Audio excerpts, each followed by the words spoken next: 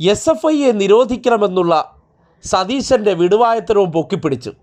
സതീശൻ്റെ കൂലിപ്പണി രായന്മാർ കോലും തൂക്കി അതേ ചോദ്യം മന്ത്രി പി രാജീവിനോട് ഉന്നയിച്ചു.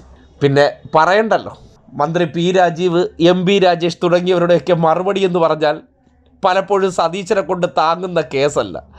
എന്നിരുന്നാലും സതീശൻ്റെ മാസപ്പടി പറ്റി ജീവിക്കുന്ന ചില മാപ്ര കൂലിപ്പണി രായന്മാർ ആ ചോദ്യം ചോദിച്ചതിന് കൊടുത്തൊരു മറുപടിയുണ്ട്, കേൾക്കേണ്ടതാണ്.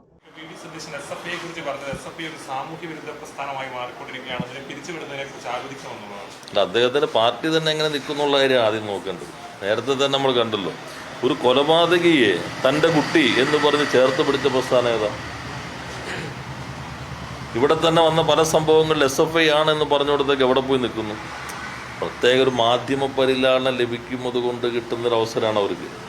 ഇപ്പോൾ ലോ സർട്ടിഫിക്കറ്റിൻ്റെ തന്നെ ബിരുദം തെറ്റായി സർട്ടിഫിക്കറ്റ്, വ്യാജ സർട്ടിഫിക്കറ്റ് സംഘടിപ്പിച്ചിട്ട് എൻറോൾ ചെയ്ത് വന്ന ഒരാൾക്കെതിരെ നടപടി സ്വീകരിച്ചില്ലേ? ഏതെങ്കിലും ന്യൂസ് അവർ ചർച്ച ചെയ്തിട്ടുണ്ടോ?